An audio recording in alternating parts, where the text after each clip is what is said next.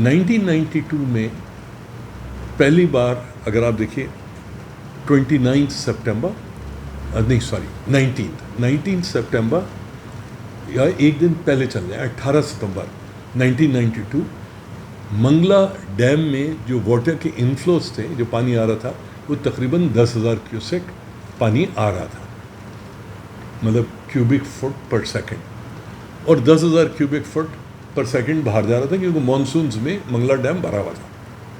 تو 1992 کے اندر 18 تاریخ کو 10,000 کیوسیک کا انفلو تھا، 18 کی رات کو وہ انفلوز بڑھنا شروع ہوئے، بہت بارش ہوئی، کلاؤڈ برسٹ ہوا، ٹھیک ہے، بارش ہوئی۔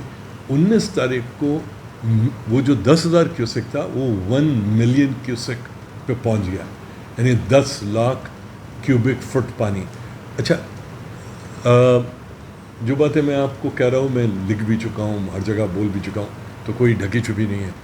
ہمارے فوجی بھائیوں نے منگلا کنٹونمنٹ میں نیچے جو اس کا اسپل ویز ہیں منگلا ڈیم کے، اس کے راستے میں جنرلز کالونی بنا لی۔ تو اب ہوا کیا کہ جب منگلا میں پانی بڑھا اور اس کو سب سے پہلے تو اسپل ویز وہ کرتے ہیں نا، وہ کر نہیں پائے، وہ نہیں کر پایا، تو الٹیمیٹلی 1992 میں 19 ستمبر کو جو جی ایم تھا وابڈا کا بیچارہ، اس نے منگلا ڈیم کے وہ کھول دیے گیٹ، اور ہزاروں کی تعداد میں لوگ، اچھا اس زمانے میں سوشل میڈیا نہیں تھی، ڈان میں ایک آرٹیکل ہے اس کے اوپر، اگر آپ کہیں میرے پاس ہے وہ آرٹیکل، ٹھیک ہے، مطلب بہت زیادہ ہزاروں کی تعداد میں جانے گئیں ڈاؤن اسٹریم کچے میں، اور اس میں گاؤں تباہ ہوئے، سب کچھ ہوا، ٹھیک ہے۔ 29 جولائی 2010 اب آ جائیے آپ یہاں چار سدہ نوشیرہ کے اوپر، کشمیر میں، انڈیا میں، افغانستان میں وہ ایک نماز دعائیں مانگی جاتی ہیں بارش کے لیے، نمازیں، آپ میں سے شاید کسی کو پتا ہو، خیر وہ خاص ٹرم ہے اس کے لیے، تو وہ مانگی جا رہی تھی۔ یہاں پر میں ڈاکٹر دیپ رضوی اور ہم لوگ، یہ 29 جولائی کی بات ہے، تو شاید 30 کو یا 31 کو وی ور دیر، ٹھیک ہے، تو وہاں جو لوگوں سے انٹرویو کیا تو پتہ لگا جو بارش ہوئی تو ایک صاحب بتا رہے تھے کہ وہ جو آپ کا سوات ریور ہے اس میں پانی موجود تھا، تو انہوں نے طے کیا اپنے صاحبزادے کے ساتھ کہ شارٹس لے کر آتے اس میں سوئمنگ کے لیے، کہتے جب وہ گھر سے جا کے پانی، بارش ہوئی تھی، اچھا موسم تھا، پانی بڑھا ہوا تھا، ورنہ اگر آپ جا کے دیکھیں تو نوشہرہ میں آپ کو کوئی 20 فٹ نیچے دریا بہتا ہوا نظر آتا ہے، دریا کے جو سائڈز ہیں وہ بہت اونچی ہیں۔ تو جب واپس آئے تو معلوم دیا وہ اوور فلو کر رہا تھا۔ اس دن لوگوں نے، زیادہ تر لوگوں نے اپنے سیکنڈ فلور کے گھروں کی چھتوں پہ رات گزاری، سارے بجلی اور اس کے جو پولز تھے بجلی کے اور ٹیلی فون کے وہ پانی کے اندر تھے۔ پیر سباق میں میری آنکھوں کے سامنے، میں اور دیپ صاحب جو تھے وہاں تھے، کوئی 29 فٹ اوپر درختوں میں سے ڈیڈ باڈیز کھینچے نکالے گئے۔ دس از ڈاؤن اسٹریم۔ جس میں 2010 8 اگست کو آپ نے توڑی کا بند بریچ کیا اور پانی جیکوباد اور سارا ہوا۔ پھر یہ وہ ہے آپ کا کلاؤڈ برسٹ کا فنامنا۔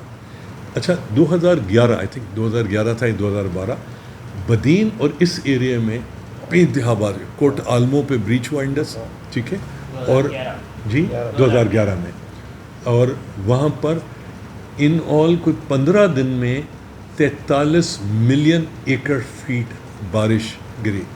میں نے اس کے بعد ہم وہاں گئے تھے، میں ڈان میں ہی تھا اس وقت، تو میں نے ایک تصویر کھینچی تھی جس میں union taxes Pakistan U T P کا وہ جو گلارچی کے پاس وہ تھا سائٹ، اس میں وہ چین لنک فینسنگ کے ساتھ وہ تھا، اور اس کے بالکل ساتھ مطلب میرے خیال میں آدھے کلومیٹر کے فاصلے پر ایک بوڑھا جو تھا اپنی جھگی میں بغیر ایک چارپائی پہ اندر بیٹھا ہوا، گورا جو ہے یہاں سے تیل نکال کے لندن لے جا رہا ہے، اور ہم جو ہیں ہمارے لوگ جو ہیں وہ ایک چارپائی پہ جھگی میں بیٹھا ہوا، ٹھیک ہے۔ خیر وہ تصویر میرے پاس کہیں نہ کہیں ہے. وہ کلاؤڈ برسٹ نہیں تھا, وہ ایک ڈفرینٹ فنومینا تھا. اور وہ بارشیں ہوئیں مانسون سے. اچھا ایک چیز اور ہو رہی ہے, انڈس واٹر ٹریٹی کی ہم لوگ بات کرتے ہیں, انڈس واٹر ٹریٹی سے ہم نے 3 ویسٹرن ریورز جو ہیں, سوری ایسٹرن ریورز, وہ ہم نے انڈیا کو دے دی. انڈیا نے بڑی تالیاں بجائیں. اس زمانے میں مسعود کھدر پوش وہ تھے سیکٹری آبپاشی پنجاب, ٹھیک ہے.